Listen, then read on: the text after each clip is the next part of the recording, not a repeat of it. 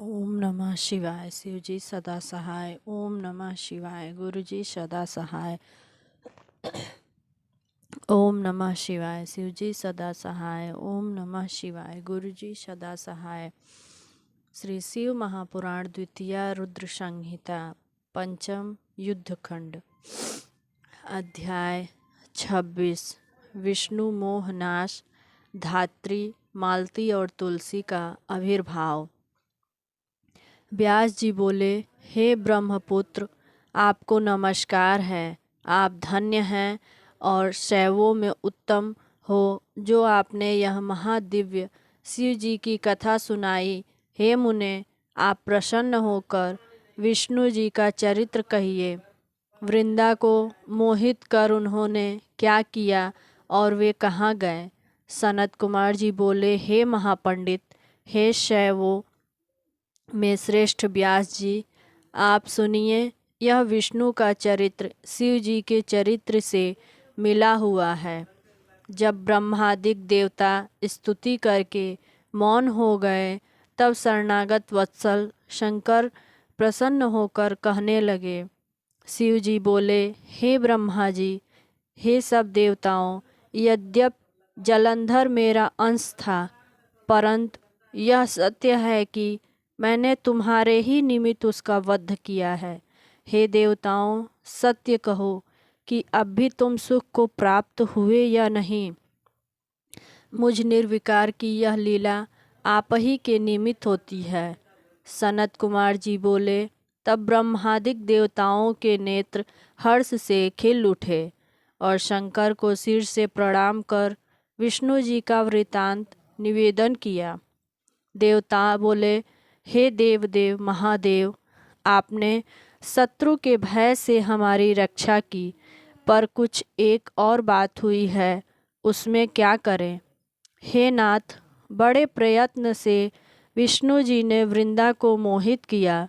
वह अग्नि में भस्म होकर परम गति को प्राप्त हुई है। वृंदा की सुंदरता से मोहित होकर विष्णु जी वहीं स्थित हैं और तुम्हारी माया से मोहित होकर तुम्हारी उसकी चिता की भस्म धारण करते हैं। सिद्ध मुनि तथा हमने भी आदर से उनको समझाया, पर आपकी माया से मोहित होकर हरि कुछ नहीं समझते। हे महेशान, कृपा करके आप विष्णु जी को समझाइए। आपके ही अधीन यह सब चराचर प्राकृतिक हो रहे हैं। सनत कुमार जी बोले, महेश्वर, देवताओं के यह वचन सुनकर उन हाथ जोड़े हुए देवताओं से स्वच्छंदता पूर्वक हंसते हुए बोले। महेश्वर बोले, हे ब्राह्मण, हे सब देवताओं, आदर से मेरे वचन सुनो। सब लोगों को मोहने वाली मेरी माया बड़ी दुस्तर है। देवता मनुष्यों के सहित यह सब जगत उसी के अधीन है। उसी से मोहित होकर विष्णु जी काम के अधीन हो गए हैं। वह महादेवी उमा नाम वाली तीनों देवताओं की जननी है। वही मूल प्रकृति, वही परम मनोहर और वही गिरिजा कहलाती है।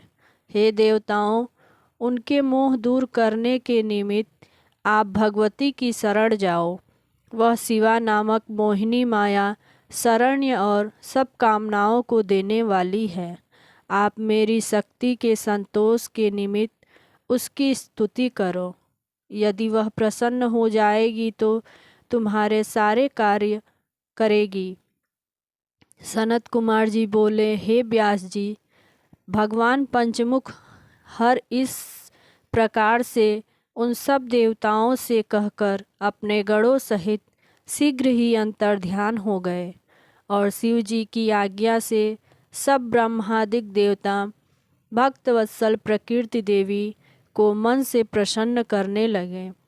देवता बोले, जिससे सत रज तम तीन गुण प्रकट होकर सृष्टि की उत्पत्ति, पालन और संहार करते हैं, उसकी इच्छा से यह संसार प्रकट और अप्रकट होता है। उस मूल प्रकृति को हम प्रणाम करते हैं। जो संपूर्ण जगत में स्थित होकर शब्दादि उन 21 गुणों की रक्षा करती है।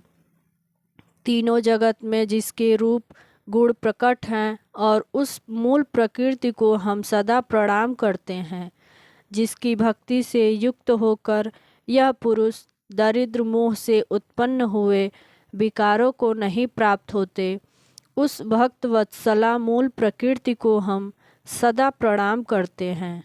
हे परमेश्वरी, हम देवताओं का कार्य आप कीजिए। हे शिवे, हे दुर्गे देवी, आप विष्णु का मोह दूर करो, आपको प्रणाम है। हे शिवे, जिस समय कैलाशवासी शंकर जलंधर के साथ युद्ध में प्रवृत्त हुए, तब गौरी की आज्ञा से विष्णु जी ने वृंदा को मोहित करने का प्रयत्न किया।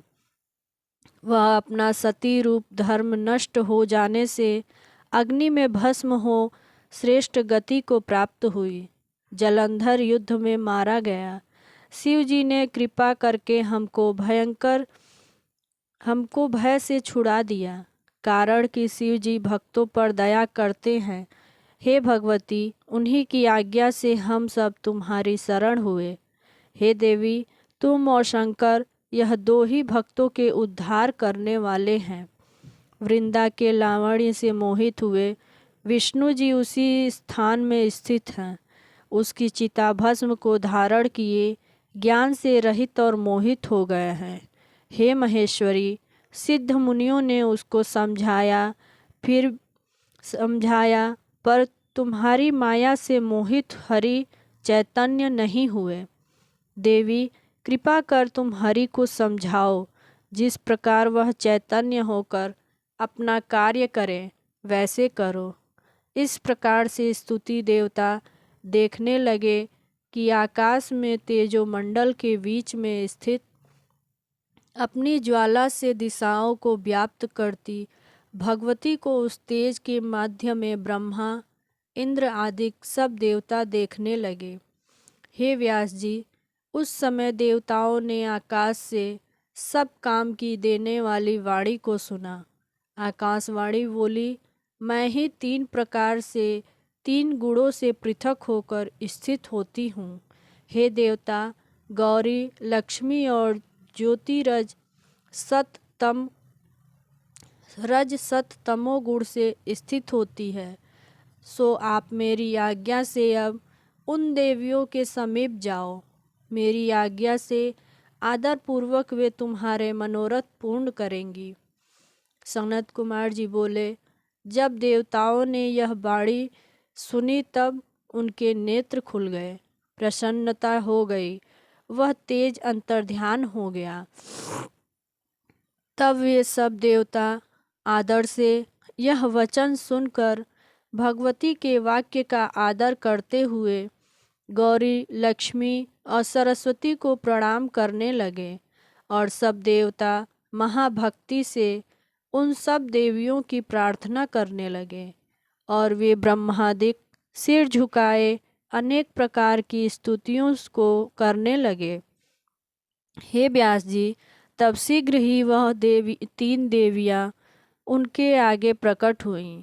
वे महा अद्भुत अपने तेजों से दिशाओं को व्याप्त करने लगी। तब वे सब देवता उन भगवतियों को देख प्रसन्न चित्त से प्रणाम कर परम भक्ति से अपना कार्य निवेदन करने लगे। तब वह देवियाँ उन सब देवताओं को इस प्रकार भक्ति से प्रणाम करते हुए देख उन देवताओं को कुछ बीज देती हुई आदर से यह वचन बोली। देवी बोली, जहाँ विष्णु स्थित हैं वहाँ यह बीज ले जाओ और वहाँ पर बो दो, तब तुम्हारे कार्य सिद्ध हो जाएंगे। सनत कुमार जी बोले, हे मुने, ऐसा कहकर देवियाँ अंतर्ध्यान हो गईं। वह त्रिगुणात्मक शक्तियाँ रुद्र, विष्णु और विधाता की थीं। तब ब्रह्मा, इंद्रादिक सब देवता प्रसन्न हुए और उन बीजों को लेकर जहाँ विष्णु जी थे वहाँ गए। उन देवताओं ने उसको वृंदा की चिता के नीचे भूतल में डाल दिया और हे मुने, शिव की शक्तियों को स्मरण करते हुए देवता वहाँ स्थित हुए। उन बीजों के डालते ही उनसे 3 वनस्पति प्रकट हुई। हे मुनीश्वर, धात्री, आमलकी, मालती और तुलसी, यह तीनों नाम हुए। विधात्री के बीज से धात्री, लक्ष्मी के बीज से मालती और गौरी के बीज से तुलसी प्रकट हुई। यह तम, सत्व और रजोगुण वाली है। हे मुने, विष्णु ने ज्यों ही उन स्त्री रूप वाली वनस्पतियों को देखा कि उनके विशेष राग विभ्रम से तत्काल उठ बैठे और कामासक्त चित्त से उनको देखकर मोह से याचना करने लगे। इसी प्रकार तुलसी और धात्री उनको प्रेम से देखने लगी, और जो बीज लक्ष्मी ने अपनी माया से अर्पण किया था उनसे उत्पन्न हुई इनसे ईर्ष्या करने लगी। इस कारण वह बर्बरी नाम से विख्यात हो अत्यंत गर्हित पने को प्राप्त हुई। धात्री और तुलसी के प्रेम से उनको प्रतिदिन देने वाली हुई। तब विष्णु जी दुख भूलकर उन दोनों के साथ देवताओं से नमस्कृत हो बैकुंठ को गए। हे व्यास जी, कार्तिक के महीने में तुलसी और धात्री सब देवताओं को प्यारी होती है और विष्णु जी की विशेष प्यारी होती हैं। हे मुने, उनमें तुलसी विशेष श्रेष्ठ और धन्य है। गणेश को छोड़कर और सब देवताओं को प्रीति और कामना को देने वाली हैं।